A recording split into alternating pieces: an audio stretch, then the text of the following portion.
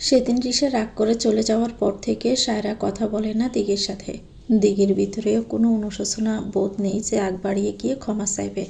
সে তো একদম ঠিকই করেছে। সোফায় বসে সুইংগাম চিবোচ্ছে আর মোবাইলে গেম খেলছে। ফুলমালা মুখ বার করে এসে পাশে বসলো। দিঘি একবার তার দিকে তাকিয়ে নাক ছিটকাল। দিন রাত 24 ঘন্টা মন বালের মতো শাড়ি পরে থাকিস কেন রে? সমস্যা হয় না? ফুলমালা প্রসঙ্গে এড়িয়ে গেল। দিঘির কাঁধে আলতো মাথা ঠেকিয়ে কপাল কুঁচকে বলল, আচ্ছা আপা, তোমার ভাই এমন কেন? কইতে পারি? আপনার মুখটাকে একদম ফানসে করে বলল, হে কোনো জন্মে একখান প্রেম করছিল, হেরে লইয়াই পড়ে আছে, যত সব ঢং। ফুলমালা কিছুক্ষণ চুপ থেকে দিঘির কাঁধ ধরে দিঘিকে নিজের দিকে ঘুরিয়ে বলল, আচ্ছা আপা, এমন করলে কেমন হয় যদি কোনোভাবে হেই মাইয়ারে একবার তুজা ভাইয়ের সাথে দেখা করান যায়, তারপর হেরা কথা কইয়া সব মিটে নিবে নে। দিঘি মোবাইল রেখে চোখ পাকিয়ে তাকালো ফুলমালার দিকে। তোকে অন্তত একটু বুদ্ধিমান ভেবেছিলাম, তুই তো আমাদের বাড়ির দুটো সাইতেও বড় বোধাই। সর, কত বছর দেখা হয় না, তাই বলতে পারে না।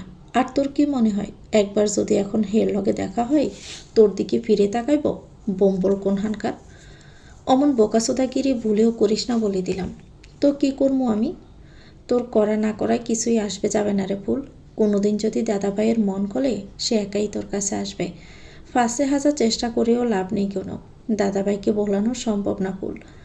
ওদের কথার মধ্যে বাড়িতে ঢুকলো রিসা। সেদিন রেগে মেগে চলে যাওয়ার পর নিজেকে বড্ড আহাম্মক মনে হয়েছে। ওভাবে চলে না এসে ওদের উপর বদলাও নিতে পারত। রাগটা মিটেনি মূলত, সেটা মেটাতেই বুঝি এলো। কিন্তু আজ যে তুজা নেই তা সে জানে না। দিঘি আর ফুলমালাকে না দেখার ভান করে সোজা গেল তুজার ঘরে। ফুলমালা কিছু বলবে এমন সময় দিঘি চুপ করালো। করুক ওর যা মনে চাই, দাদাভাই তো আর নেই এখানে, কিচ্ছু বলিস না, আস্ত একটা বানর ওইটা। দিঘি রুমে চলে গেল। রিসা তুজাকে খুঁজে না পেয়ে চলে আসছিল তখনই সাহেবের সাথে দেখা। জামার গলাটা একটু টেনে নিচে নামিয়ে চুলগুলো পেছনে দিল। সাহেব ঘড়ি ঠিক করতে করতে আপাতমস্তক দেখল রিসাকে। রিসা সাহেবের চাহনি দেখে মুচকি হেসে বলল, কিছু বলবেন? এত রস পাও কই? তোমার রসের ভাণ্ডারের দায়িত্ব নিতে চাই। রিসা আঙ্গুলে চুল পেঁচাতে পেঁচাতে বলল, কিন্তু আপনার তো বউ আছে। তো তোমাকে কি আমি বউ করবো নাকি? তুমি রাজি থাকলে। অদিতি আসতেই চুপ করলো সাইফ। রিসাকে চোখ ইশারা দিল পরে কথা বলবে। অদিতি ব্যাগ নিয়ে বের হয়েছে, কলেজে যাবে। সাইফ অদিতির হাত ধরে নিয়ে গেল বাহিরে। রিসা হেসে চলে গেল সায়রার ঘরে। ফুলমালা ঘটনাটা দেখল, দৌড়ে গেল দিঘির কাছে। ওহো আপা, শুনছ তোমার ভাইও কামটা করলো কি? চেঁচাস না, বল।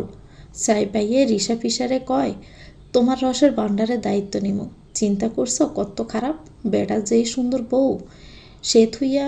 এই তুই চুপ কর তো, তুই কিছুই বুঝিস? ভাইয়া যখন বলছে অবশ্যই অন্য কোনো উদ্দেশ্য আছে। এমনি এমনি ওই বান্দরনির এসব কেন বলতে যাবে?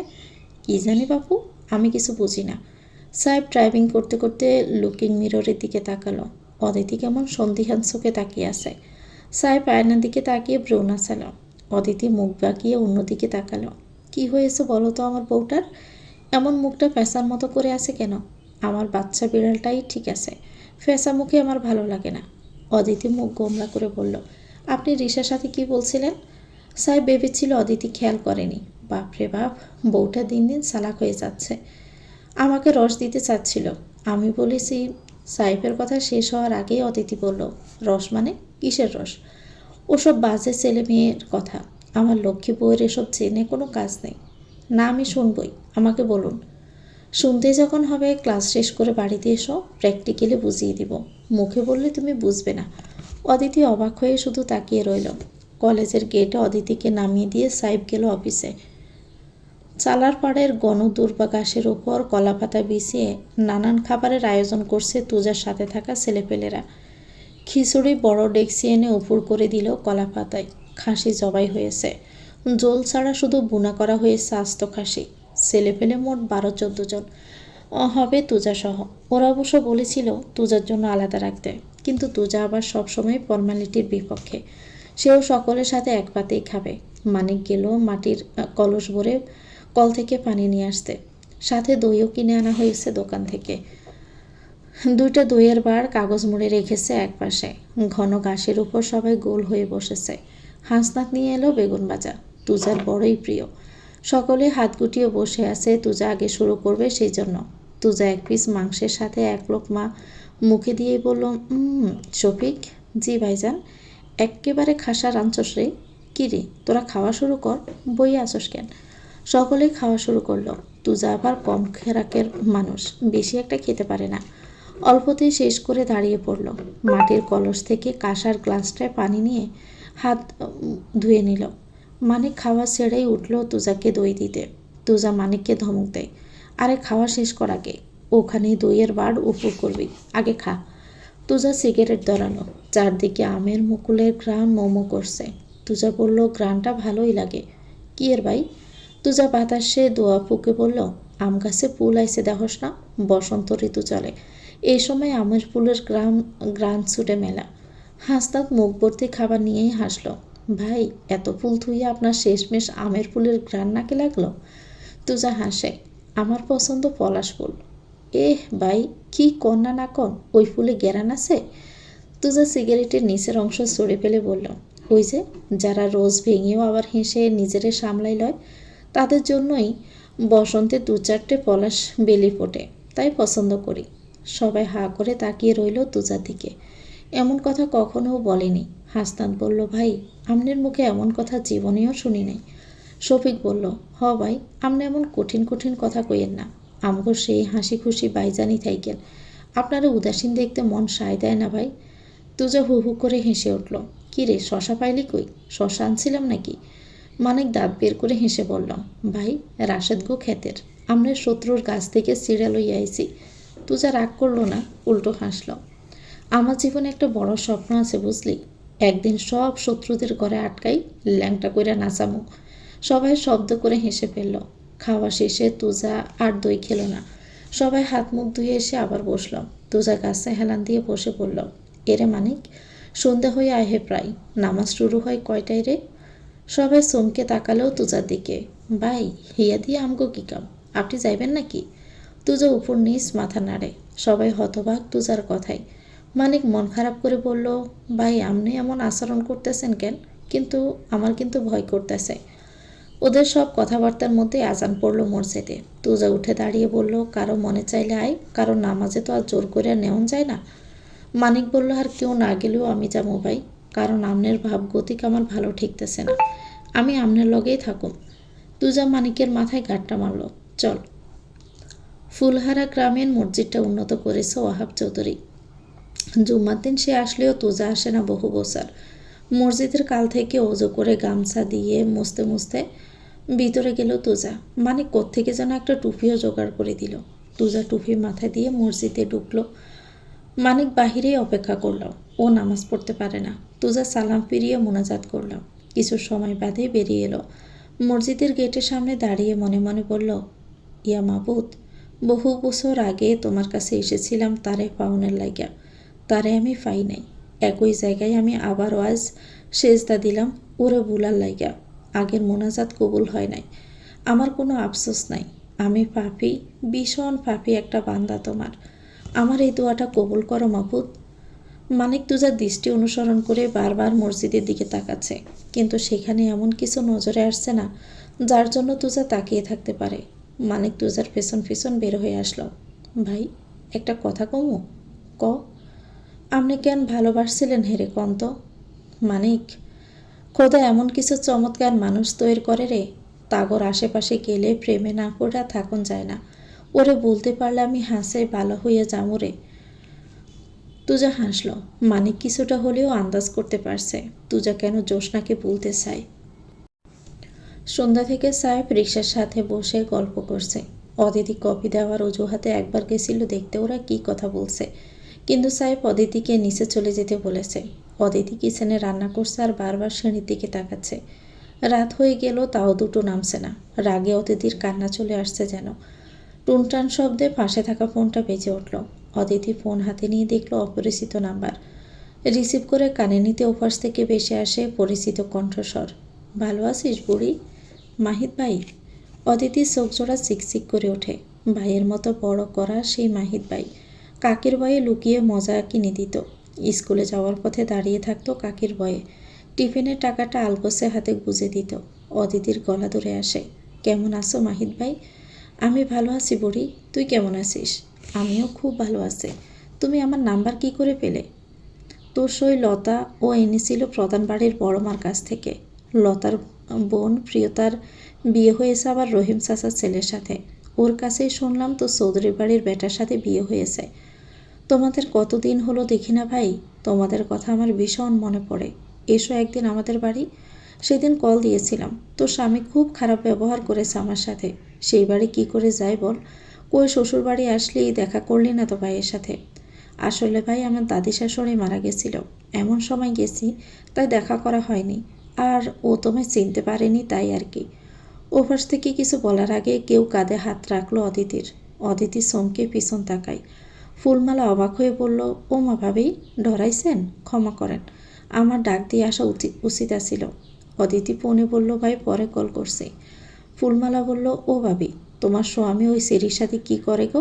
হায় আল্লাহ, দেখো আন্ধার হইয়া গেছে বাইরে, দুই সেড়াছেড়ি অহনো সাদে। কিছু কও না কেন তুমি? অদিতি চোখ ভরে আসে পানিতে, হাতের উল্টো পিঠে মুছে আবারও সবজি কাটায় মনোযোগ দিল। ফুলমারা সিঁড়ির দিকে তাকিয়ে দেখলো দিঘি কানে হেডফোন নিয়ে ছাদের দিকে যাচ্ছে। মুখোমুখি নেমে এলো রিশাদ সাহেব। দিঘি ওদের সামনে দাঁড়িয়ে ব্রুকুসকে বলল, তোমরা কোথায় ছিলে? রিশা রেগে বলল, ছোট ছোটোর মতো থাক, এত পাকনামি কিসের? দিঘি কড়া চোখে তাকালো একবার সাহেবের দিকে। রিশা নিচে নেমে গেল। সাহেব গেল নিজেদের রুমে। অদিতি রান্নাবান্না শেষ করে ঘরে গেল ঘণ্টাখানেক পর। সাহেব বেলকনিতে বসে মোবাইল চাপছে। অদিতি ফ্রেশ হয়ে চুল আঁচড়াচ্ছে। সাহেব পেছন থেকে জড়িয়ে ধরল এসে। ঘন চুলে মুখ ডুবিয়ে হিসিয়ে বলল, আজ তোমাকে ভীষণ আবেদনময়ী লাগছে। অদিতি এক জটকায় সরিয়ে দিল সাহেবকে। সাহেব মোটেও অবাক হলো না, জানতো এমন আচরণই করবে অদিতি, তবে এতটাও যে রেগে যাবে ভাবেনি। ফের জড়িয়ে ধরল অদিতির কোমর। অদিতি নিজেকে ছাড়ানোর জন্য ছুটোছুটি করতে লাগলো। কথা বলতে গিয়ে কেঁদে ফেলল, আমাকে ছেড়ে দিন, ছাড়ুন, আমার কেউ নেই দুনিয়াতে, তাই এমন করেন আমার সাথে। কই, আমার বলাই তো এমন হয় না। কলেজের একজন শুধু ফোন করছিল তাই আমাকে আপনি ছেড়ে দিন আমাকে। কালই আমি চলে যাব বাড়ি ছেড়ে। কোথায় যাবে? যেদিকে দুচোখ যাই, তবু এই সংসারে আমি থাকবো না। আমার স্বামীর ভাগ আমি কাউকে দিব না। প্রয়োজনে আমিই চলে যাব। আপনি যার সাথে খুশি যা খুশি কইরেন, আমি তখন কিচ্ছু বলবো না। যদি বলি দরকারের জন্য বিশ্বাস করবে? না, করব না, আপনি সরুন। সাহেব অদিতির কপালে কপাল ঠেকিয়ে নিচু স্বরে বলল, আমায় বিশ্বাস করো বাচ্চা বিড়ালটা, আমি আমার বউ ছাড়া কারো দিকে তাকাইও না। আমি দাদাভাইয়ের জন্য এমনটা করছি। তুমি কি দরকার আগে বলুন আমাকে। কাউকে বলবে না বলো? বলবো না। রান্না জাজে কাশতে কাশতে উঠল তুমুল। চোখ মুখ কুচকে কাশতে কাশতে বিছানা থেকে নিচে নামল। হাত মুঠো করে মুখ চেপে ধরে গেল রান্না করে। নদীকে পেছন থেকে বলল, কি রান্না করছো? ঘুমাতে পারছি না তো। নদী কথা বলল না, রান্না করতে ব্যস্ত। তুমুল এগিয়ে গিয়ে পেছন থেকে জড়িয়ে ধরল। গাড়ে থুতনি ঠেকিয়ে বলল, এই বউ, সংসার করতে ভালো লাগছে না তোমার? বলো। নদী মুচকি হাসল, লাগছে তো। তাহলে মন খারাপ কেন? কথা বলতে বলতে আবারও কাশতে শুরু করলো তুমুল। নদী বলল, যান ঘরে যান, আমি আসছি। তুমুল যেতে যেতে বলল, তাড়াতাড়ি এসো। সকালে বাজার থেকে ফিরছে তুজা। আক্কাস মাস্টারের বাড়ি গাছপালা কাটা হচ্ছে, বাড়ি ভাঙা হচ্ছে, অনেক মানুষজন সেখানে। একজন ভদ্রসভ্য কোট প্যান্ট পরা লোককে দেখা গেল মোটা এক খাতা হাতে। কপাল ঘেমে একাকার। এতদিন এই বাড়িতে একটা কুত্তা পর্যন্ত দেখা মিলেনি, আজ এত লোক। তুজা লুঙ্গির কুচি ধরে এগিয়ে গেল লোকটার কাছে। এই যে ভাই। লোকটা রুমাল দিয়ে কপাল মুছে বলল, কিছু বলবেন? সময় নেই ভাই আমার হাতে, এখন শুনতে পারবো না। মানিক চেতে গেল লোকটার উপর। ওই মিয়া, জানো এটা কে? আমগো ছোট সাহেব, প্রধানবাবুর সাওয়াল, একদম কাটটা রাখা দিমু এলাকায়। তুজা হাত ইশারা করে থামালো মানিককে। লোকটা শুকনো ডোক গিলল। তুজা নরম গলায় বলল, এখানে কি হচ্ছে বলুন তো? বাড়িটা কেন ভাঙা হচ্ছে? বাড়িটা আমার স্যার কিনে নিয়েছেন, এখানে ফার্ম করা হবে, গরুর ফার্ম। তুজার কপালে সূক্ষ্ম ভাঁজ পড়ল। কে বেচেছে এই বাড়ি? বাড়ির মালিক তো শুনেছি মারা গেছে কয়েক বছর আগেই। বাড়ি ওনার মেয়ে মিস জ্যোৎস্না বাড়িটা বিক্রি করেছেন। তুজার শ্বাস প্রশ্বাস স্বাভাবিক থেকে থমকে গেল হঠাৎ। জ্যোৎস্নার ব্যাপারে কারো থেকে প্রথমবার শুনেছে। একদিনে তাকিয়ে রইল লোকটার দিকে। কে বেচেছে? লোকটা বেজায় বিরক্ত হলো। এক কথা বারবার জিজ্ঞেস করছে লোকটা। বিরক্তি নিয়েই বলল, মিস জ্যোৎস্না। মিস? মিসেস হবে। লোকটা খাতার বাস থেকে ফর্মটা বের করে তুজার সামনে ধরল। দেখুন ওনার সাইন। তুজা থাবা দিয়ে কাগজটা নিল হাত থেকে। স্পষ্ট জ্যোৎস্নার সই। ওর স্বামীর পরিচয় নেই কোনো। গোটা ফর্মে সব ধরনের বায়োডাটা থাকলেও জ্যোৎস্নার স্বামীর কোনো নাম গন্ধ নেই। কপাল কুঁচকে তাকালো লোকটার দিকে। আচ্ছা, ওনার স্বামীরে চেনেন আপনি? তার স্বামীরে কি করে চিনব বলুন? মনে তো হয় স্বামী নেই, না হলে কি কেউ মিস লিখতো? তুজা কাগজটা বাড়িয়ে দিয়ে বলল, ওর তো বিয়ে হয়ে গেছিল, হয়তো ডিভোর্স হয়ে গেছে। তুজার বুকের ভিতরে যন্ত্রণা ধীরে ধীরে বাড়তে লাগলো। পা দুটো নড়ছে না। ফর্মে তার বাড়ির অ্যাড্রেসটা নেই, শুধু ঢাকা দেওয়া ঠিকানা। এত বড় ঢাকা শহরে কাউকে খোঁজা যায় নাকি? লোকটা চলে যেতে নিলে তুজা আবার টেনে ধরল। ও ভাই, ভাই একটু বলেন না ওর বাড়ি কই? লোকটা তুজার মুখের অস্থিরতা স্পষ্ট দেখতে পাচ্ছে। আমি তো জানি না ভাই, আমি তো আমার স্যারের নির্দেশে এখানে এসেছি, আর কিছু তো আমি জানি না ভাই। তুজার চোখ দুটো চিকচিক করে উঠল। এ কেমন দোটানা! রবের কাছে চাইল ভুলে যেতে, আর সে তাকে ফের দোটানার মুখে ফেলে দিল। একদিকে ভুলে যাওয়ার যুদ্ধ, অন্যদিকে ফিরে আসার প্রার্থনা। মানিক তুজাকে ধরে নিয়ে গেল বাড়ির দিকে। ভাই, আপনি আর এসব ভাইবেন না তো কইলাম। যে গেছে সে তো গেছেই, তারে মনে রেখে কি করবেন? কেন যে তার খোঁজ নেওয়ার চেষ্টা করেন? তুজা দীর্ঘশ্বাস ছেড়ে বলল, পাওনের আশা মেলা আগেই ছাইরা দিছে রে। গোপনে খোঁজ নেওয়াটা তো অভ্যাস। তুজা চুপচাপ হাসছে। কিছুক্ষণ পর বলল, ওর যদি বিয়ে হইয়া থাকে তাহলে ওর স্বামী কই? আর যদি বিয়ে না হইয়া থাকে তাহলে এতদিন কই রইছে? একবারও তো গ্রামে আসে নাই। সাধারণ একটা কথা নিয়ে এত কেন ভাবতেছেন ভাই কন্ত? বাদ দেন না, হের বিয়া হইয়া গেছে, অহন ভালো থাকুক। সালার পাড়ের বাঁশের মাসালে বসল ওরা। মানিক সিগারেট ধরিয়ে দিল ঠোঁটে। তুজা দোয়া ফুকে বলল, ওরা শেষবারের মতো হইলেও একবার দেখবার চাইরে মানিক। ওরে আমার 2-3টা কথা কওনের আছে। কিচ্ছু কওন লাগবো না ভাই, আপনি বইলা যান না কেন হেরে? মালিকের চোখ ভিজে উঠে কথা বলতে গিয়ে। তুজার সাথে চলতে চলতে কি যে বক্ত হয়ে গেছে তার। সুখে দুঃখে বিপদে আপদে রাত বিরেতে নেই, তুজার সব দরকারে সে ছুটে আসে। তুজা মানিকের কাঁধে কনু ঠেকাল। বুঝলি মানিক, ওই যদি ডিভোর্সিও হয় বা বিধবাও হয়, তাও আমি ওরে গ্রহণ করতে রাজি। আর ফুলাপা? তুজার গাঢ় ভাবনায় ছেদ ঘটালো। ফুলের ব্যাপারে ভাবাই হয়নি আর। মুচকি হেসে বলল, নিয়তি এমন কেন রে মানিক? যারে আমি চাই সে বিভাগী, আর যে আমারে চাই আমি তার হইতে পারতেছি না।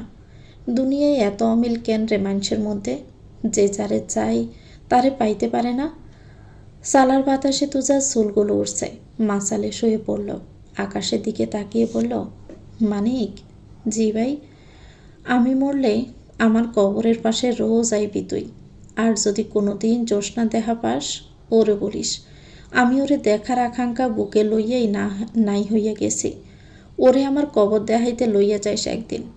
ভাই, আপনি এমন কথা কইেন না তো, আমার কান্দ নাহে। মানিক চোখ মুছছে বারবার। তুজা মানিককে কাঁদতে দেখে হু হু করে হেসে উঠল। পাগল সোদা, কান্দিস না তো, যা একটু নাচ দেখা। পুরনো মোটা খাতাটা প্রায় 4 ঘন্টা সময় নিয়ে পড়েছে মাহিয়া। কপাল গেমে একাকার, শরীরে যেন বিদ্যুৎ বইছে, কিন্তু এরপর আর কিচ্ছু লেখা নাই, পৃষ্ঠা ফাঁকা। কি হয়েছিল তারপর? দাদি সবসময় আগলে রাখা বাক্সটা খুলল মাহিয়া। মহিলাটা কাউকেই ধরতে দেয় না এই বক্স। বহুদিনের কৌতূহল জমিয়ে রেখে মাহিন এসে খুঁজছিল। অবশেষে একদিন পেয়েও গেল। কিন্তু এরপরে কি? দাদিকে সারা বাড়িই খুঁজতে থাকে মাহিয়া। প্রধানদের পারিবারিক কবরস্থানের সৌন্দর্য কখনো বহিরাগতদের বুঝতেই দেয় না এটা একটা সমাধিস্থান। এখানে বহু প্রিয় মানুষদের শায়িত করা হয়েছে। প্রবেশের বিশাল লোহার গেটটার সামনে 7 বছর বয়সী বাচ্চা ছেলেটা মুগ্ধ নয়নে তাকিয়ে আছে। ভিতরে কত কত ফুল গাছ, কত সুন্দর বাগানটা। কিন্তু উঁচু উঁচু ওগুলো কি? বাচ্চাটার সাথে তার দাদি আছে। তার হাত ধরে টেনে বলল, ও দাদি, ওগুলো কি?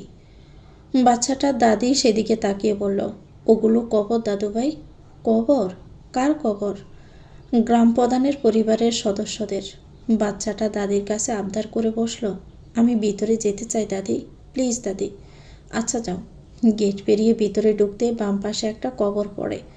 একটা বড় পাথরের উপর সিলও বসানো আছে। তাতে কী সব লেখা। বাচ্চাটা এগিয়ে গিয়ে বানান করে পড়ল, মরহুম তুজাউন চৌধুরী, পিতা ওয়াহাব চৌধুরী, মাতা লতিফা বেগম। বাচ্চাটা ব্রু কুঁচকে দাদির কাছে যায় দৌড়ে। ও দাদি, দেখো না, এদিকে এসো। আমি যাব না ভাই, তুমি চলে এসো। আরও দেরি করলে কিন্তু মা পরে বকবে। আগেই বলো এই কবরটা কার?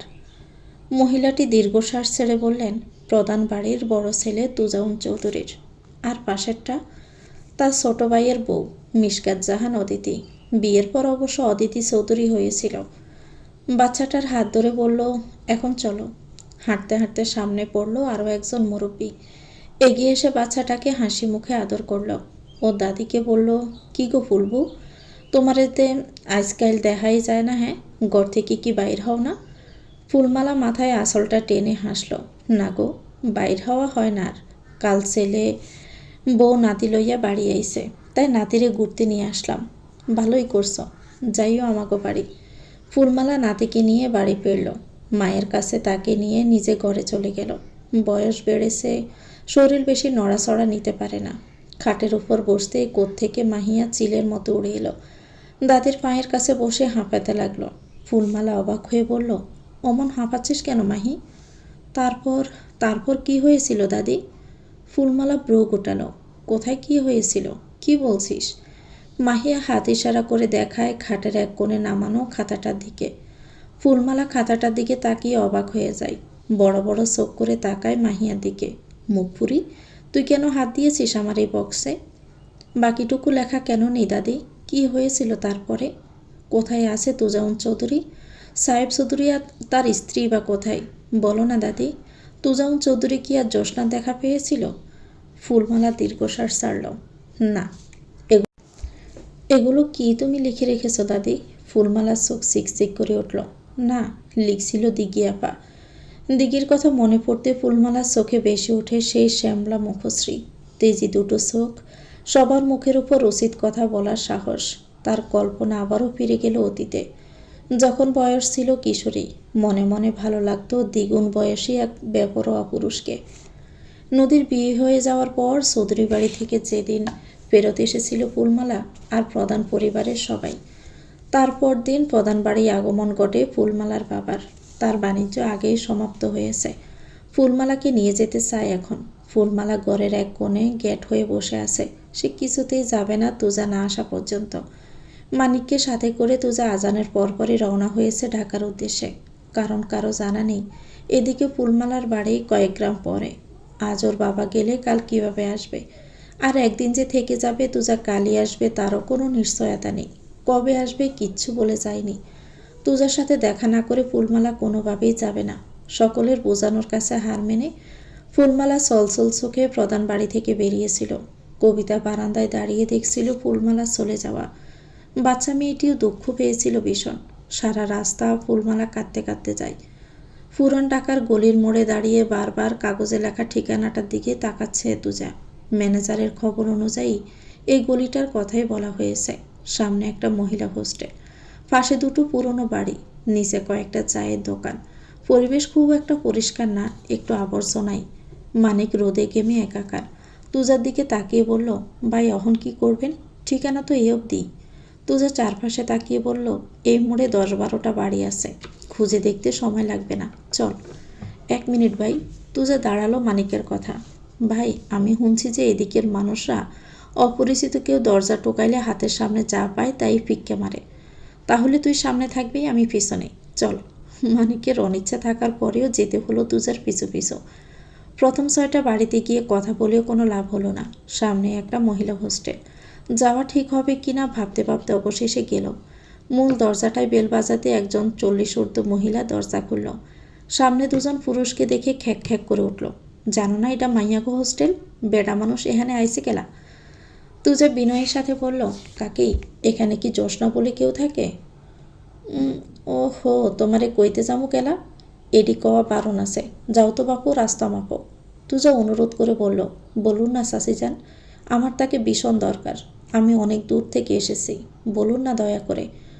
মহিলাটি তুজার দিকে সন্দিহান চোখে তাকিয়ে বলল, হ তাহে, তয় এখন নাই, 5 দিনের ছুটি লইছে। কোনখানে গেছে তা কইবার পারতেছি না। এখন যাও তো বাপ, যাও। দরজা বন্ধ করে দিতে নিলে তুজা হাত দিয়ে থামালো। শুনুন, কবে এলে পাবো? সকালে আইলেই পাইতা, সকাল সকাল বাইতই গেছে, আবার 5 দিন পর আইস। দরজা বন্ধ করে দিল মহিলাটা। তুজা মনে মনে আফসোস করতে লাগলো। কাল রাতেই রওনা হয়ে গেলে সকালে ওকে পাওয়া যেত। মানিক তুজার মলিন মুখের দিকে তাকিয়ে বলল, থাক ভাই, দুঃখ পাইয়েন না, পীড়া সপ্তাহ আবার আমনি আমরা। দুজনে সরু সাফা সিঁড়ি দিয়ে নেমে আসতে লাগলো। মানিক ফের টেনে ধরল তুজার হাত। ভাই, হেরে তো জিজ্ঞান লাগতো বুবুর স্বামী আছে কিনা, ভুল করে হালাইলাম না? তুজা কিঞ্চিত ভ্রু গুটিয়ে তাকিয়ে রইল গ্রিলের দরজাটার দিকে। পর মুহূর্তে নেমে আসতে আসতে বলল, মনে হয় না মহিলাটা কিছু বলবে। তাছাড়া স্বামী নিয়ে তো আর মহিলা হোস্টেলে থাকা যায় না। দুজন নেমে আসে নিচে। সাহেব কল করছে বারবার বাড়িতে যেতে, কিন্তু তুজার মন টানছে না। সাহেবকে মানিয়ে বুঝিয়ে বাড়ির দিকে রওনা হলো তারা। কলেজে পরীক্ষা অদিতির, পড়াশোনা নিয়ে ভীষণ ব্যস্ত। সাইফও অফিসে ব্যবসা বাণিজ্য নিয়ে ব্যস্ত থাকে। রাত ছাড়া স্বামী স্ত্রীর দেখা হওয়াই দুষ্কর। তার মধ্যে রিসার সাথে সেদিনের ঘটনা নিয়ে অদিতি এখনও অভিমান করে সাইফের উপর আছে। সাইফ অফিস থেকে ফিরে ফ্রেশ হয়ে নিল। বাইরের আকাশ মেঘে ঢাকা, কখন না জানি বৃষ্টি নামে। অদিতি পড়ার টেবিলে বসার আগে সাইফকে জিজ্ঞেস করলো, কফি দিব? কফি লাগবে না, তুমি এসো। অদিতি টেবিলে বসতে গিয়েও আবার গেল সাইফের কাছে। সাইফ হাত ধরে টেনে অদিতিকে নিজের কোলে বসালো। চোখ দুটোতে রাজ্যের ঘুম। গুম গুম চোখে কেমন অদ্ভুত মাদকতা নিয়ে তাকালো অদিতির দিকে। নরম গালটা আলতো করে শুয়ে দিয়ে বলল, এই দূরত্ব আর সহ্য হচ্ছে না আমার। অদিতি মাথা নিচু করে বলল, দূরত্ব কোথায়, একসাথেই তো আছি। তবুও যে মাঝখানে দেওয়াল, মান অভিমানের দেওয়াল। অদিতির কোমর জড়িয়ে ধরে বুকে মাথা রাখলো সাইফ। জ্যোৎস্না আপার খবর পাওয়া গেছে ভাই, দাদাভাই আজ ঢাকায় এসেছিল। অদিতির কপালে দীর্ঘ বাস পড়ল। তারপর পেয়েছেন ওনাকে?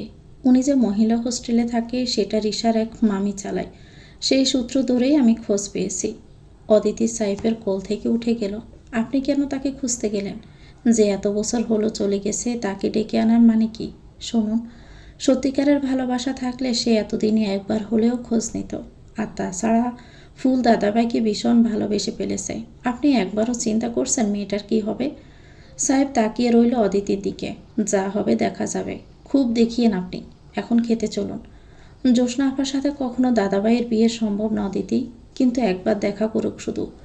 অদিতি বিরক্তি নিয়ে বলল, আপনি কিচ্ছু বুঝিয়ে বলেন না, দূর। সাহেব ফের অদিতিকে জড়িয়ে ধরল। বিয়ে ফুলমালার সাথেই হবে, তুমি চিন্তা করিও না। দাদাভাইয়ের শেষবারের মতো আপার সাথে দেখা করার স্বাদটাও মিটবে। এবার আদর করো। যান, রিসা থেকে আদর নিন গিয়ে। এখন আমাকে কেন বলছেন? না, আমি আমার বউয়ের আদর চাই। বিশ্বাস করো বউ, রিসার সাথে শুধু দরকারেই কথা বলেছিলাম। তাছাড়াও ওই মেয়ের সাথে চিহ ওয়াক্থু। অদিতি চোখ ফাঁকিয়ে তাকাই। সত্যি বলছেন? এই যে তোমাকে শুয়ে বলছি। বাড়িতে ফিরতে ফিরতে রাত হলো তুজার। বৃষ্টিতেও ধরল তাদের। ভিজে পুড়ে এসে উঠল বাড়িতে। লতিফা এখনও কাজ করছে রান্না করে। তুজা বাড়িতে ঢুকিয়ে চেঁচিয়ে ডাকে, ফুল, আমার গামছাটা আনতো। গায়ের বেজা শার্ট খুলে আবারও ডাকলো, কই রে ফুল? ফুল বাড়িতে নেই। লতিফার গম্ভীর গলায় বলা কথাটা শুনে তুজা কিছুক্ষণ চুপ করে রইল। কোথায় গেছে? ওর বাপ আইছিল, ওরে নিয়ে গেছে। তুজার কপালে সূক্ষ্ম বাজ পড়ল। ফুল চলে গেছে? তার আসা পর্যন্ত অপেক্ষা করতে পারেনি। নিজেই তারপর ঘরে চলে গেল। লতিফাকে বলল, কাল যাবো আমি ফুলগো বাড়ি। সকালবেলা তুজার ফুলমালার বাড়িতে যাওয়ার কথা ছিল, কিন্তু এরই মধ্যে ঘটে গেছে এক অঘটন। গতকালকে শহর থেকে ফেরার পর তুজাকে বাড়িতে দিয়ে তারপর সে নিজের বাড়ির উদ্দেশ্যে রওনা হয়। মাঝপথে রাশেদের লোকেরা আক্রমণ করে মানিককে। ওরা ভেবেছিল সাথে তুজাও আছে, কিন্তু তুজাকে না পেয়ে মানিককে বেদম মার মেরেছে ওরা। তুজা খবরটা পেয়েছে ভোরবেলা। সকালে বাজারে যাওয়ার মানুষ মানিককে রাস্তায় পড়ে থাকতে দেখে ডাক্তারের কাছে নেয়, কিন্তু ডাক্তার জানায় এত জখম উনি সারতে পারবেন না, দ্রুত ডাক্তারের কাছে নিতে হবে। শরীরের অবস্থা বেগতিক। আরও আগে নেওয়া উচিত ছিল। মানিকের পরিবারের আর্থিক অবস্থা তেমন ভালো না। পাশের গ্রামে হাসপাতাল, সেখানে নেওয়া বা খরচ বহন করা তাদের পক্ষে সম্ভব না। পরবর্তীতে তুজাকে খবর দেওয়া হয়। তুজা উঠেই ছুটে আসে জিপ নিয়ে। মানিককে জিপে তুলে রওনা হয় হাসপাতালের দিকে। ছেলেটা সারাক্ষণ তুজাকে সঙ্গ দিয়েছে। গতকালকে ঝড় বৃষ্টির মধ্যেও একা ছাড়েনি তুজাকে। বাড়ি অবধি সাথে সাথে এসেছে। তারপর নিজে ফেরার পথে আহত হয়। তুজার শরীরে রক্ত টকবক করছে। এতদিন রাশেদের অনেক অত্যাচার অপকর্ম সহ্য করেছে, কিন্তু একবার খুনোখুনি হয়েই যাবে। এবার হাসপাতালে নেওয়ার পর মানিককে দ্রুত চিকিৎসা দেওয়া শুরু হলো। স্বয়ং ওয়াহাব চৌধুরীর ছেলে নিজে এসেছে সাথে, কিন্তু ডাক্তার জানালো শরীরের অবস্থা একদমই ভালো নয়। সারা রাত ওভাবে পড়ে থাকায় অনেক রক্ত বেরিয়ে গেছে, আরও আগে হসপিটালে আনা প্রয়োজন ছিল। তুজাকে পাঠালো ফাঁসের রক্তদান শিবিরের ক্লাবে রক্তের খোঁজে। মানিকের মা আর বোন কেঁদেই চলেছে। ডাক্তার মানিককে অপারেশন থিয়েটারে ঢুকালো। শরীরের বিভিন্ন জায়গায় মারাত্মক ক্ষত, মাথার পেছনের দিকটা অনেকটা ফেটে গেছে, পায়ে পিঠে এমনকি বাহুতে অনেক কোপানো হয়েছে ধারালো কিছু দিয়ে। নানান ব্যস্ততার মধ্যে তুজা বলতে বসলো ফুলমালার কথা। সেখানে গিয়ে একজনকে পেয়ে গেলেও যে রক্ত দিতে ইচ্ছুক, তবে তাকে ক্লাবে পাওয়া গেল না। তাকে খুঁজতে ক্লাবের সভাপতির সাথে বাড়িতে যেতে হলো। গ্রামে তারা এমন একটি সংঘ তৈরি করেছে, সেখানে যারা যারা রক্ত দিতে চান তারা নাম এবং ঠিকানা লিখিয়ে গেছে। কারোর রক্তের প্রয়োজন পড়লে আর এলাকায় ঘুরতে হবে না দানকারীর খোঁজে। ক্লাবে গেলেই তাদের লিস্ট পাওয়া যাবে কারা কারা রক্ত দিতে ইচ্ছুক। ঠিকানা মতো বাড়ি গিয়ে লোকটাকে নিয়ে হাসপাতালের উদ্দেশ্যে রওনা হলো তুজা। হেঁটে না, এক প্রকার লোকটাকে নিয়ে দৌড়াচ্ছে। কিছুক্ষণ বাদেই বিরক্ত হয়ে বলল লোকটা, আরে মশাই, এমনি কি হাঁটা যায়? আসতে চলেন না। ভাই একটু তাড়াতাড়ি চলেন, রুগীর অবস্থা খুব একটা ভালো না। হয়তো তুজার আসতে বড্ড দেরি হয়ে গেল। তুজা যখন লোকটাকে নিয়ে হাসপাতালের ভিতরে ঢুকলো, দেখলো গেটের সামনে মানিকের মা বসে দেওয়ালে হেলান দিয়ে আছে, একদম নড়চড় নেই। শোকে মানুষ স্তব্ধ হলে যেরকম হয়, মানিকের ছোট বোন পাশে বসেই কেঁদে চলেছে। ডাক্তার দুজন মাথা নিচু করে দাঁড়িয়ে আছেন, আর নার্স মানিকের মাকে বারবার কিছু বোঝানোর চেষ্টা করছে। তখনই তুজার চোখ গেল পাশে একটি স্ট্রেচারের বড় সাদা কাপড়ে মোড়ানো। রক্ত দেওয়ার জন্য নিয়ে আসা লোকটা তুজার বাহুতে ধাক্কা দিয়ে বলল, ও ভাই, রুগী কই? চলেন চলেন না, আপনার না রুগীর অবস্থা ভালো না? রোজা শুকনো ডোক গিলে এক দৌড়ে চলে গেল স্ট্রেচারের কাছে। মুখের সামনে কাপড়টা সরানোর সাহস পাচ্ছে না সে। নিজেকে মনে মনে অনেক শক্ত করেছে। এটা কখনোই মানিক না, মানিক হতেই পারে না। ডাক্তারটি তুজার কাঁধে হাত রেখে মৃদু চাপ দিল। তুজা কাঁপা কাঁপা হাতে সাদা কাপড়টা সরাতেই দৃশ্যমান হলো মানিকের জখম মুখশ্রী। কপালে, চোখের নিচে, থুতনিতে, নাকে সহ বিভিন্ন জায়গায় নীলসে জখম হয়ে আছে। তুজার পাষাণ সত্তা চূর্ণ বিচূর্ণ হয়ে যাচ্ছে। শক্ত আখি যুগল ছিঁড়ে বেরিয়ে আসছে বেদনার জল। দুহাতে মানিকের মুখ আগলে নিয়ে জাকাতে জাকাতে আর্তনাদ করে উঠল, এই মানিক, মানিক, ওই মানিক, তুই আর বেইমানি করিস না ভাই, উঠ, উঠ না, উঠ দাদা, তুই আর বেইমানি করিস না দাদা, আমার সাথে তুই অন্তত বেইমানি করিস না। তুই তো আমারে বুঝোস ক, তুই তো জানিস আমি কতজন রে হারাইছি, তুই জানিস না। যাইস না ভাই, একটা বার থাক ভাই, একটা বার তাকা। মানিক তাকালো না। তুজার আহাজারিতে হাসপাতালের অনেক লোক জড়ো হয়ে গেছে সেখানে। ডাক্তাররা তাদের সামাল দিতে রীতিমতো হিমশিম খাচ্ছে, কিন্তু তুজাকে কিছু বলার সাহস পাচ্ছে না। মানিকের মাও জ্ঞান হারালো, ঢলে পড়ল মেঝেতে। খবর পেয়ে তুজার দলবল ছুটে এসেছে। শফিক ও হাসনাত তুজাকে সামলাতে ব্যস্ত হয়ে পড়ল। বাকিরা ব্যান ডেকে মানিকের লাশ নেওয়ার ব্যবস্থা করছে। হাসনাত জিপ চালালো, তুজাকে পাশে বসিয়ে ধরে রেখেছে শফিক। ভ্যানে মানিকের লাশের সাথেও দুজন আছে ওদের লোক। মানিকের মার বোনকে আরেকটা ভ্যানে উঠিয়ে তাদের সাথে গেল দুজনে। তুজা যেন আরও বেশি পাথর হয়ে গেছে, চোখ দুটো রক্তিম বর্ণ ধারণ করেছে। মণিপুরের শেষ মাথায় আসতে গাড়ি থামাতে বলল। 5 মিনিট মতো গাড়ি দাঁড় করিয়ে রাখার পরে পিছন থেকে ভ্যান এসে তাদের পাশাপাশি হলো। তুজা ভ্যানওয়ালাকে নির্দেশ দিল ওকে প্রধানদের পারিবারিক কবরস্থানের সামনে নিয়ে যাওয়া হোক। শফিক তুজার দিকে অবাক হয়ে মিনমিনে গলায় বলল, কিন্তু সাহেব, ওটা তো শুধু আপনাদের পারিবারিক কবরস্থান। তুজার চোখ এখনও ব্যানে রাখা সাদা কাপড়ে মোড়ানো লাশের দিকে নিবদ্ধ। ও আমার পরিবারের লোকই ছিল, তাই ও প্রধানদের কবরস্থানে থাকবে। তুজার নির্দেশ পেয়ে ভ্যানওয়ালাও চলতে শুরু করলো। ভ্যান এসে থামলো চৌধুরী বাড়ির মাঠে। তার অপর প্রান্তেই আছে কবরস্থান। এখানে লাশ নামানো হলো প্রিয়জনদেরকে শেষবার দর্শন দেওয়ার জন্য। যদিও লাশটা দেখার অবস্থায় আর নেই। তুজার নির্দেশ দিয়ে দিল লাশ দ্রুত দাফনের ব্যবস্থা করতে হবে, নয়তো পুলিশ এসে যাবে ঘটনাস্থলে। পুলিশ এসে কেসটা পুলিশের হাতে চলে যাবে, কিন্তু পুলিশের বিচার তুজার পছন্দ হবে না। সেই বিষয়টা নিজের হাতে করতে চাই। ওয়াহাব চৌধুরী দেখেছেন তুজার সাথে মানিকের সখ্যতা। যে কোনো দরকারি ছেলেটা ঝাঁপিয়ে পড়েছে তুজার বিপদে, সব সময় পাশে থেকেছে। তাই তুজার এবারে সিদ্ধান্তে ওয়াহাব চৌধুরীর অনুরোধ করলেন না। তাছাড়া নিজের ছেলের জিদের কাছে টিকতেও পারবেন না জেনেই চুপ থাকলো। বহুদিন পর ছাদে এসেছে অদিতি। গোসল করে জামা কাপড় ছাদের রশিতে মেলে দিয়ে রেলিং ঘেঁষে দাঁড়িয়ে চোখ বন্ধ করে হাওয়া অনুভব করছে।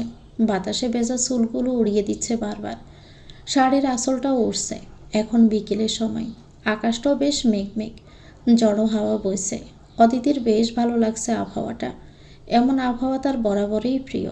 ছাদে অনেক রকমের ফুলের গাছ লাগিয়েছিল নদী। এগিয়ে গিয়ে সেখান থেকে একটা নয়নতারা ফুল তুলে নিয়ে কানের পিঠে গুজল। আনমনেই হাসলো একা একা। রান্নাঘরের গরমের মধ্যে থেকে বেরিয়ে গোসল করে এসে এত ঠান্ডা আবহাওয়া তার হৃদয় জড়িয়ে দিচ্ছে। দোলনাটায় গিয়ে বসল। সাইফ রুমে ঘুমাচ্ছে। আজ অফিস থেকে দুপুরেই ফিরে এসেছে। অবস্থায় আবার বেগতিক। বাতাস পড়ে গিয়ে ঝিরিঝিরি বৃষ্টি পড়তে শুরু করলো। অদিতি জামা কাপড়গুলো উঠিয়ে দৌড়ে নিচে নেমে গেল। জাপটায় অল্প ভিজেও গেছে। জামা কাপড়গুলো বেলকনিতে রেখে তোয়ালে দিয়ে গায়ের পানি ঝাড়তে ঝাড়তে রুমে ঢুকলো। সাহেব তখন উবুর হয়ে ঘুমাচ্ছে। কম্পটার কোমর পর্যন্ত ঢাকা। 2 দিন ধরে বাহিরে বৃষ্টি হওয়ায় আবহাওয়া বেশ ঠান্ডা। সাহেব বেঘরে ঘুমাচ্ছে। অদিতি এখন একটু মিস করতে লাগলো সাইফের দুষ্টমিগুলো। লোকটা জেগে থাকলে এতক্ষণে কত রং করতো। অদিতি আলতো করে হাত বুলালো সাইফের পিঠে। চুলগুলোতে নিজের নরম আঙ্গুলগুলো দিয়ে বিলি কাটতে লাগলো। অদিতির স্পর্শে সাইফের ঘুম হালকা হলো। ফিটফিট করে তাকাতেই প্রথমে চোখ পড়ল প্রিয়তমা স্ত্রীর মুখটা। গোসলের পর বড্ড স্নিগ্ধ লাগছে তাকে। চুলগুলো থেকে টপাটপ পানি ঝরছে। ঠোঁটে লাজুক হাসি, মাথা নিচু করে আছে। সাইফ উপর থেকে চিত হয়ে শুয়ে পড়ল। অদিতির হাত ধরে হ্যাঁচকা টান মেরে নিয়ে এলো নিজের বুকে। কম্পটা দিয়ে মরিয়ে নিল অদিতিকে সহ। কাজ সেরে একটু শুয়ে বসে থাকতে পারো না? খালি টই করো এদিক সেদিক। আমাকেও তো একটু ভালোবাসতে পারো অবসরে। অদিতি জবাব দিল না। গুটি গুটি মেরে শুয়ে রইল সাইফের বুকে। ধরনীর বুকে রাত নেমেছে। দোতলার বারান্দার রেলিং ধরে এক মনে বাহিরের আকাশ দেখছে ফুলমালা। আজ 2টা দিন হলো তুজাকে দেখে না। বুকের ভিতর হাহাকার জমে থাকে সব সময়। চাপদাড়িওয়ালা সে চওড়া মুখটা ছুঁয়ে দেখার আশা জাগে বারবার। মনকে সংযত করতে চেয়েও পারে না। আজ পাত্রপক্ষ এসে দেখে গেছে। পছন্দও হয়েছে তাদের। কাল দিন তারিখ ঠিক হবে। তুজাকে যে করে হোক একটা খবর পাঠানোর ব্যবস্থা করতে হবে। কিন্তু কী করে? এখন কাঁদলেও তারা বাবা তাকে বাহিরে যেতে দেবে না। আর তুজাদের বাড়ি বেশ দূরে। ইচ্ছে করছে ছুটে পালিয়ে যেতে। ঘরের ভিতর থেকে ফুলমালার বাবার গলা শোনা যায়। মালা, ও মালা। ফুলমালা চোখ জোড়া মুছে নিল শাড়ির আঁচলে। পিছন ফিরল থমথমে মুখে। ওর বাবার মুখটা খুব উচ্ছ্বাসিত লাগছে।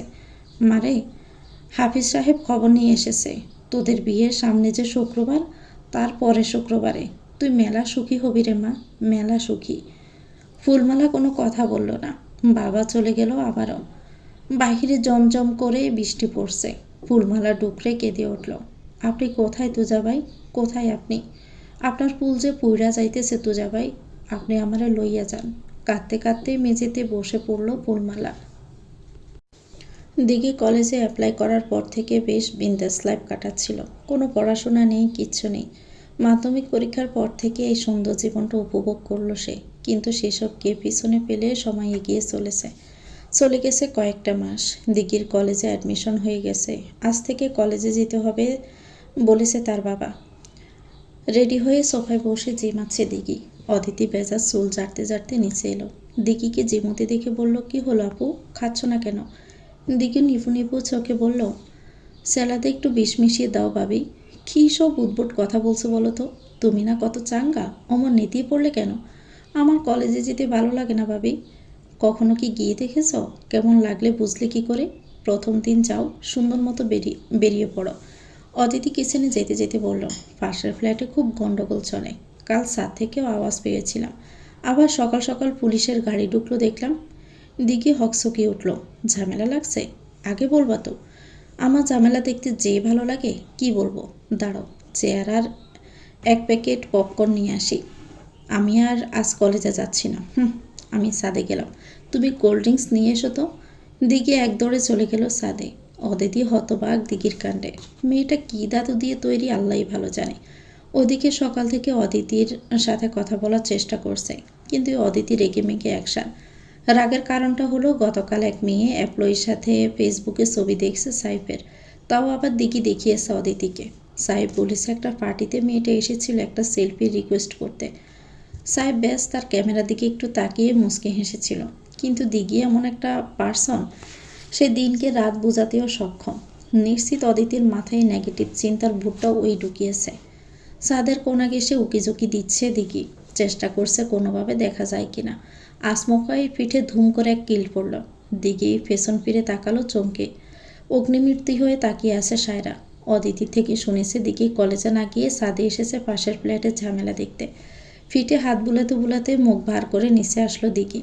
ব্যাগটা কাঁধে ঝুলিয়ে বেরিয়ে গেল কলেজের জন্য। বাড়ির লোকগুলো বড্ড স্বার্থপর হয়ে গেছে, হ্যাপিনেসগুলো আর বুঝতেই পারছে না। অদিতি রুমে গেল সাহেবকে ডাকতে। বেলা 10টা বেজে যাচ্ছে, এখনও ওঠার নাম নেই। কিন্তু রুমে গিয়ে দেখলো সাহেব উঠে গেছে। উঠে তো গেছেই, রেডিও হয়ে নিয়েছে। অদিতি ফোনটা নিয়ে বিছানায় বসলো। সাহেব আয়নায় তাকিয়ে বলল, রেডি হয়ে নাও বউ, ঘুরতে নিয়ে যাব। অদিতি পিটপুট করে তাকিয়ে বলল, ঘুরতে মানে? বাইকে ঘুরতে নিয়ে যাব, চলো। শাড়ি পরে যাবে? অদিতি মোবাইল রেখে এগিয়ে আসে। বাইক কোথায় পেলেন? সাহেব গড়ি পড়তে পড়তে এগিয়ে এসে বলল, আমার 3টা বাইক। কখনো দেখিনি তো। কখনো গ্যারেজে যাও যে দেখবে? যাও, জলদি শাড়ি পরে নাও। মেরুন শাড়িটা পরো বউ, সেদিনের মতো, যেদিন মায়ের দেওয়া মেরুন শাড়িতে তোমায় প্রথম দেখেছিলাম। উফ, আমি তো ফিদা হয়ে গেছিলাম। অদিতি লজ্জা পেল একটু, মাথা নিচু করে বলল, আপনি একটু বেশি বেশি বলেন। আমার বউ, আমি বলতেই পারি। যাও দ্রুত রেডি হও। অদিতি সেই শাড়িটাই পরলো যেটা আঞ্জুমান সেদিন দিয়েছিল। শাড়ি পরাটা নদী থাকতে শিখে নিয়েছে। আজ চুল খুলল না, খোপা বাঁধল। মাথা জোড়া বড় খোপা হলো। সামনে কপালের কাছে ছোট চুলগুলো মাঝখান থেকে ভাগ করে দুদিকে করে দিল।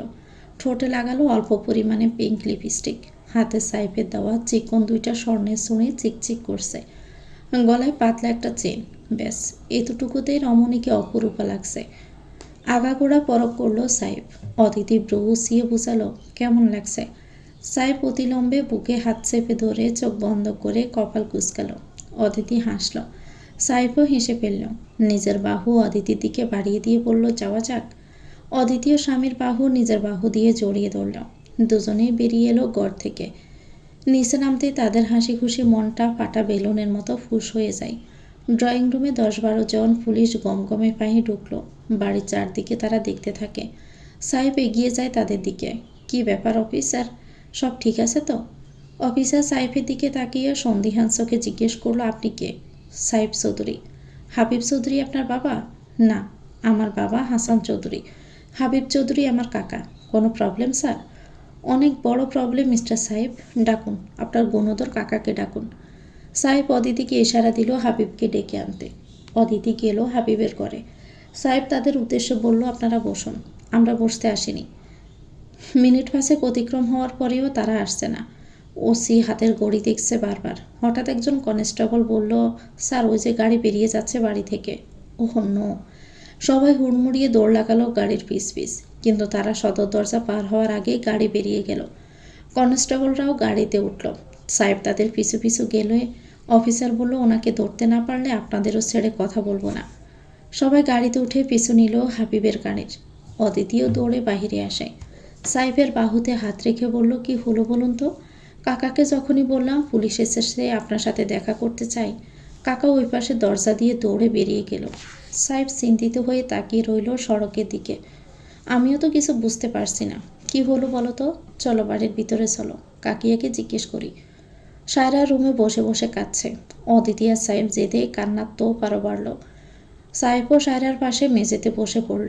সায়রা সাহেবকে জড়িয়ে ধরে কেঁদেই চলছে। কাকিয়া, শান্ত হও কাকিয়া, কি হয়েছে? আমাকে সব খুলে বলো, কি করেছে কাকা?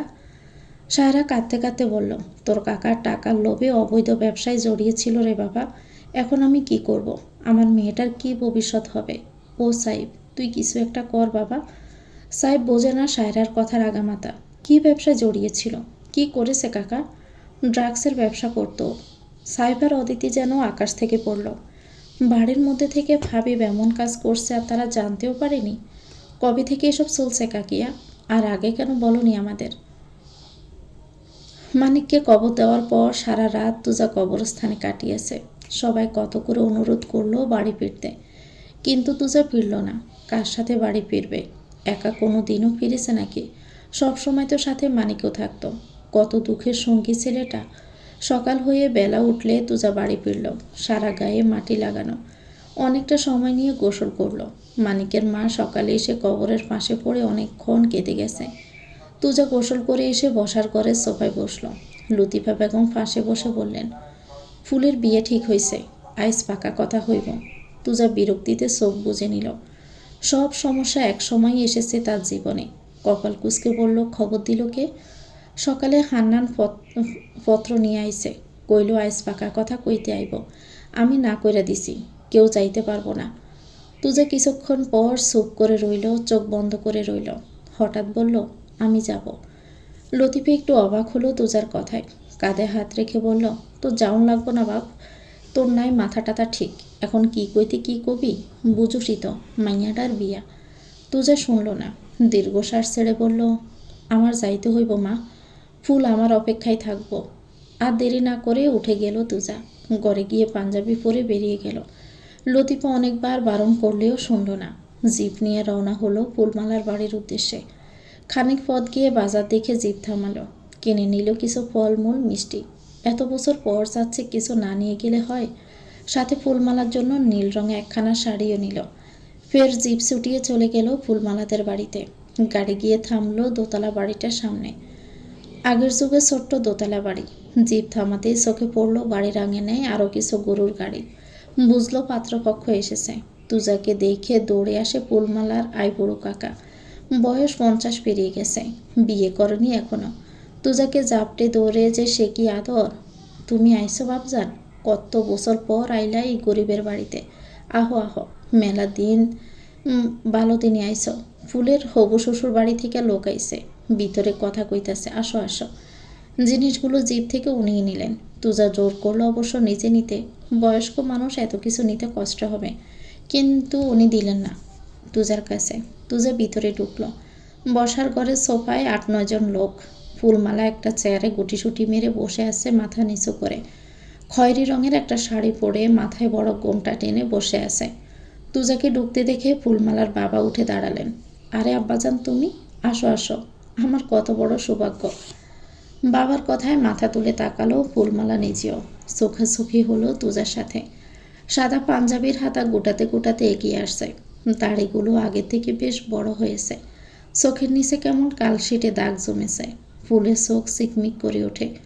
আনন্দ অশ্রুতে ভিজে ওঠে ওর নেত্রপল্লব। সে জানত তুজাভাই তার বিয়ের খবর শুনে ঠিক ছুটে আসবেন। মুখে মুখেই শুধু ভালোবাসি না বলে, ভালোবাসে না, মনে মনে ঠিকই বাসে। অবুজ কিশোরী কান্না আড়াল করতে ফের গোমটার তলে লুকায়। ফুলমালার বাবা গর্ব করে পাত্রপক্ষের সাথে তুজার পরিচয় করিয়ে দেয়। ও হলো আমার বাইরা বেটা, ফুলহারা গ্রামের প্রধান ওয়াহাব চৌধুরীর ছেলে তুজাউদ চৌধুরী। পাত্রের বাবা উঠে দাঁড়িয়ে তুজার সাথে কৌশল বিনিময় করে। প্রধানদের ক্ষমতা প্রতিপদ সম্পর্কে তারা অবগত। আরেকটা চেয়ার এনে দিলে তুজাও বসত। কিন্তু ফুলমালা বড় অবাক হচ্ছে তুজার এমন শান্ত ব্যবহারে। নিশ্চয় তার ভিতরে ভিতরে গভীর কোনো পরিকল্পনা চলে। ফুলমালা গোমটা তুলে আর চোখে দেখে তুজাকে। তুজাও ওর দিকে তাকিয়ে আছে। কলেজের প্রথম দিনে সিনিয়রকে সর মেরে বসেছে দিঘি। ঘটনাটা এত দ্রুত ঘটেছিল যে কেউ ঠিক বুঝে উঠতে পারেনি। কখন হাত উঠল আর কখন শব্দটা বাতাস ছেড়ে চারদিকে ছড়িয়ে পড়ল। সকালের ওরিয়েন্টেশন ক্লাস শেষ হয়েছে মাত্র।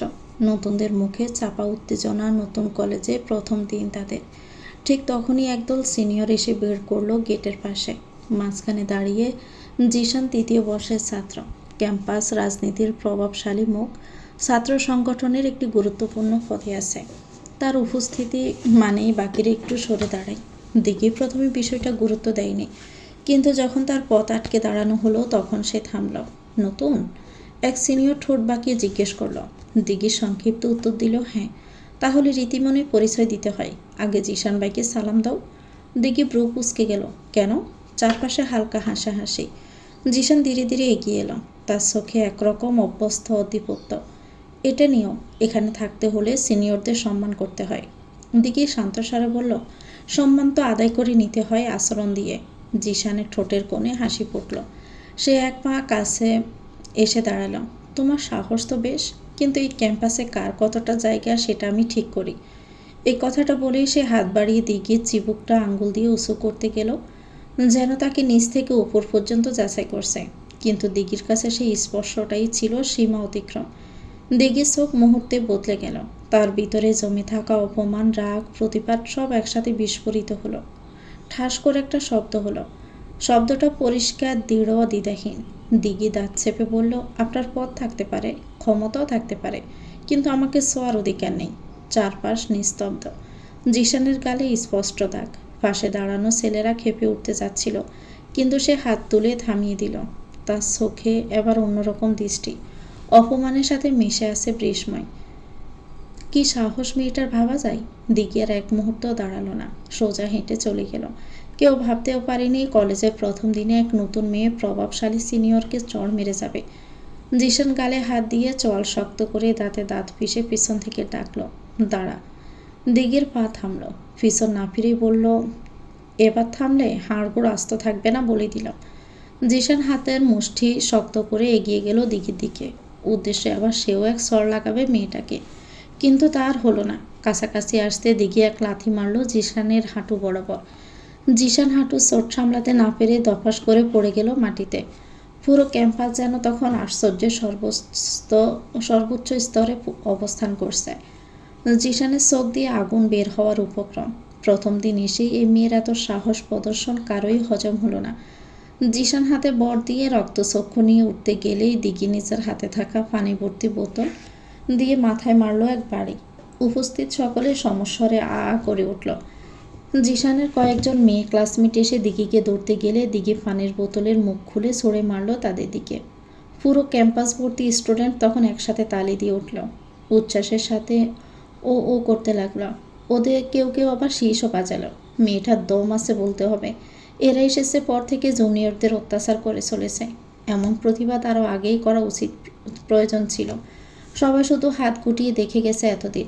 দুজন সামসা এসে জিসানকে টেনে তুলল। আরেকজন বলল, এরপর ভালো হবে না। তুই জানিস তুই কার সাথে অসভ্যতা করলি? দিকে কয়েক ভাই এগিয়ে এসে বলল, তোর বাপও জানে না যে সে কার সাথে অসভ্যতা করার দুঃসাহস দেখিয়েছে। দিঘির রূপ তখন অগ্নিমূর্তি ধারণ করেছে। ছেলেটার সামনে দুটো তুড়ি মেরে বলল, মিনিস্টার হাসান চৌধুরীর বাড়ির মেয়ে দিঘি চৌধুরীর সাথে অসভ্যতা করার ফল এমনই হয়, এর চেয়ে আরও খারাপ হয়। নেহাত আজ প্রথম দিন, মুডটা ভালো ছিল, তাই অল্পতেই ছাড়া পেয়ে গেল। ক্যাম্পাসে এত গ্যাঞ্জাম দেখে প্রিন্সিপাল নিজেই চলে এসেছে এখানে। একজন ছাতা ধরে রেখেছে মাথায়। সুটবুট পরা ভদ্রলোক সবার মাঝখানে গিয়ে বলল, কি হচ্ছে এখানে? সহসাই এগিয়ে গেল ভিজে যাওয়া মেয়েগুলো। কান্নার ভান করতে করতে বলল, স্যার দেখুন না, এই মেয়েটা আমাদের কি অবস্থা করেছে। জিসানের গায়েও হাত তুলেছে। প্রিন্সিপাল দিকের দিকে তাকালো। মুখে কোনো ডর ভয়ের ছায়া মাত্র নেই, না আছে কোনো অনুশোচনা। টান টান দাঁড়িয়ে আছে মাথা উঁচু করে। প্রিন্সিপাল দিঘিকে উদ্দেশ্য করে বলল, তুমি সিনিয়রদের মেরেছ? হোয়াটস রং উইথ ইউর দিঘি? প্রিন্সিপালের মুখে দিঘির নাম শুনেই ওরা বুঝতে পারল মেয়েটা প্রিন্সিপালের পূর্ব পরিচিত। দিঘি নির্লিপ্তভাবে জবাব দিল, আমার কোনো সমস্যা নেই আঙ্কেল, আমি ঠিকঠাকই গেট দিয়ে ঢুকছিলাম। প্রথমে অসভ্যতা আমার সাথে অসভ্যতামো করেছে, আর তারপর আমাকে টাচ করেছে, তাই আমি ওকে মেরেছি। প্রিন্সিপাল জিসানের দিকে তাকিয়ে বলল, তুমি ওর গায়ে হাত দিয়েছিলে জিসান? জিসান মাথা নিচু করে বলল, হ্যাঁ বাবা, তবে আমি। জিসানের কথা শেষ হওয়ার আগেই প্রিন্সিপাল হাত উঁচু করে থামতে বলল, সকলে যে যার ক্লাসে যাও, জিসানার দিকে আমার সাথে এসো। অদিতি ছাদের কোণায় দাঁড়িয়ে এক মনে আকাশ দেখছে। দিঘি কলেজ থেকে ফিরে যেই রুমে ঢুকেছে খাবার পর্যন্ত খায়নি। সাইফও বাবার সাথে থানায় গেছে। সায়রা আর আঞ্জুমান গেছে জেবাদের বাসায়। অদিতির একা একা সময় কাটছে না বলে ছাদে গেল। আকাশটা মেঘলা, দূরে কালো মেঘ জমেছে। ফুরফুরে বাতাসে ঘুম পেয়ে যাচ্ছে অদিতির। নিচে দেখা গেল সাইফের গাড়ি এসে থামল। অদিতি অলস ভঙ্গিতে নিচে যায়, দরজা খুলে দেয়। বাড়িতে আসে সাইফ আর হাসান চৌধুরী।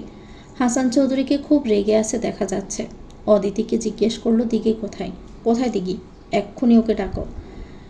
অদিতি সাইফের দিকে তাকিয়ে শুকনো ডেক করল, বাবা ও তো, ওরা পেয়েছেটা কি আমাকে? হ্যাঁ, আজ প্রথম দিন কলেজে গিয়ে প্রিন্সিপালের ছেলেকে পিটিয়েছে। ইস, মির্জা আমার বাল্যবন্ধু, তার ছেলের গায়ে ও হাত তুলেছে। কত বড় বেইজ্জতি হতে হলো আমাকে। সাহেব তাকে শান্ত করতে বলল, বাবা তুমি বসো তো। চুপ থাকো সাহেব, কোনো কথা বলবে না তুমি। আমার অনেক আগেই উচিত ছিল এদের থেকে আলাদা হয়ে যাওয়া। ওরা কি পেয়েছেটা কি আমাকে? ওর নিজে অবৈধ ব্যবসা করে জেলে গেছে, মিডিয়ার লোক জানাজানি হয়ে গেছে যে মিনিস্টার হাসান চৌধুরীর ভাই মাদক মামলায় জেলে। ওর বড় মেয়ে কি কেলেঙ্কারিটাই না ঘটালো।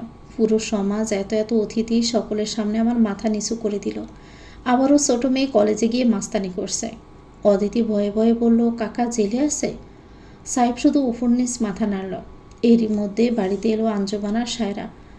সাহেব মাকে বুঝিয়ে বাবার সাথে ঘরে পাঠিয়ে দিল। একটু রেস্ট করা প্রয়োজন, নয়তো শরীর খারাপ করবে এবার। অদিতিও সাহেবকে নিয়ে ঘরে গেল। সাহেব ফ্রেশ হয়ে এসে বলল, গাটা একটু টিপে দিবে, প্রচুর পেইন হচ্ছে। অদিতি খাটের স্ট্যান্ডে হেলান দিয়ে শুয়ে পড়ল। সাহেব অদিতির কোমর জড়িয়ে ধরে গলায় মুখ ডোবায়। অদিতি সাহেবের গাড়ে কাঁধ টিপে দিচ্ছে নরম হাতে। সাহেব নিচু স্বরে বলল, ভাবছি দূরে কোথাও গিয়ে কদিন থেকে আসব। এত অশান্তি আর রুহু নিতে পারছে না, একটু মাইন্ড ফ্রেশ করা দরকার। অদিতির হাতের গতি কমল, মন খারাপ করলো, বলল, একাই যাবেন? সাহেব অদিতির গলায় ঠোঁট ঘষে নিয়ে বলল, হ্যাঁ একাই, শুধু আমার বাচ্চা একটা বিড়াল আছে, ওটাকে নিয়ে যাব। ওটাকে ছাড়া আর আমি থাকতে পারি না। অদিতির চোখে মুখে খেলে গেল একরাশ মুগ্ধতার হাসি। লাজুক হেসে সাহেবকে মেসেজ করে দিতে দিতে বলল, কপি করে দিব? সাহেব শুধু বলল, ঘুমাবেন? বালিশ দিব? অদিতি হাসে লোকটার পাগলামি দেখে। চুলের বাজে বাজে চালাচ্ছে তার নরম আঙ্গুল, কাঁধে হাত দিয়ে মৃদু চাপ প্রয়োগ করছে বারবার। আরামে সাহেবের চোখ লেগে আসে। সালার গুন্টি গড়টার মাসালে বসে সিগারেটে ধোঁয়া ফুঁকছে তুজা। রাত আনুমানিক 10টার উপরে। বাহিরে জুম বৃষ্টি বজ্রপাত হচ্ছে, উপরে খড়ের ছাউনি। গ্রামের রাত 10টা মানে অনেক রাত। এত রাতে জনমানবহীন চালার পাড়ে এই ঝড় বাদলের রাতে একা একা বসে আছে এই পুরুষটা। মানিক থাকলে কখনোই তা হতো না। ওকে পিটিয়েও বাড়িতে পাঠানো যেত না তুজাকে একা পেলে। কোথাও একা ছাড়তো না সে তুজাকে। দূরে একটা হারিকেনের আলোয় দেখা যায় এদিকে আসছে। বড় একটা কালো ছাতা মাথায় দিয়ে হারিকেন হাতে ছাউনির তলায় আসলো মাহিত। ছাতা বন্ধ করে বাঁশের খামটায় হারিকেন ঝুলিয়ে তুজার কাছে আসলো। তুজা চেপে গিয়ে জায়গা করে দিল মাহিতকে বসতে। মাহিত কিছুটা বয়ার্ত হয়ে বলল, কাল দিনে দেখা করলেও তো হতো, এত রাতে নির্জন জায়গায়। মাহিতের কথা শেষ হওয়ার আগে তুজা হাসল। আরে মিয়া, ভয় পাইও না, তুমিও বেটা লোক, আমিও বেটা লোক, কিছু করুম না। মাহিত নিশ্চুপ রইল। তুজা সিগারেটের শেষ অংশ ফেলে দিয়ে বলল, ফুলরে কেন বিয়ে করবা চাও? না মানে প্রস্তাব তুমি পাঠাইছ নাকি বাড়ি থেকে? মাহিত মাথা নিচু করে বলল, ফুলমালাকে আমি ভালোবাসি, অনেক দিনের কথা ভাইজান, তবে প্রেমের প্রস্তাব দিয়ে আমি ওকে ছোট করতে চাইনি।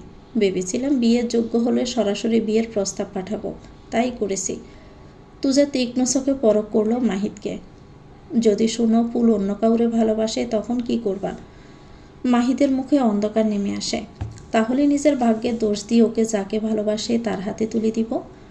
তুজার চোখগুলো কেমন হেসে উঠল। একটা সিগারেট এগিয়ে দিল মাহিতের দিকে। নাও। মাহিত একবার সিগারেটটার দিকে তাকিয়ে আবার তুজার দিকে তাকালো। আমিও সব খাই না ভাইজান। তুজা নিজের ঠোঁটে একটা সিগারেট ধরিয়ে বলল, অহন বাড়ি যাও ভাই, বাইসা থাকলে আবার কথা হইব। কিন্তু ভাই, যে কথা বলতে ডেকেছিলেন তা তো বললেন না। তুজা মাসালে গায়ে এলিয়ে দিল। অহন কইতে মন চাইতেছে না। আমি মনরে বড় গুরুত্ব দেই মিয়া, যাও অহন। মাহিত হারিকেনটা হাতে নিয়ে ফের ছাতা মিলে বেরিয়ে গেল। বৃষ্টি একটু কমেছে। তুজা মাসালে শীত হয়ে শুয়ে সিগারেটটা 2 আঙ্গুলে চেপে ধরে পুরুষালী ভারী কণ্ঠে সুর তুলল, ও তুই একটা নিশি জাগিয়া দেখ কত যন্ত্রণা, চোখের এক ফোঁটা জল জড়াইয়া দেখ কত বেদনা, এমন হাজারটা রাত জেগে থাকা কত চোখের জল। তো ভিউয়ার্স, গল্পটির নাম হচ্ছে খাঁচায় বন্দি ফুল, লিখেছেন জান্নাতুল ফেরদৌস। গল্পটির পরবর্তী পর্বে শেষ করে দেওয়া হবে। পরবর্তী পর্ব পেতে চ্যানেলটিকে সাবস্ক্রাইব করে আমাদের সাথে থাকবেন। ভিডিও ভালো লাগলে একটি লাইক দিয়ে দিবেন, কমেন্ট করে জানাবেন কেমন লেগেছে। আল্লাহ হাফেজ, আসসালামু আলাইকুম।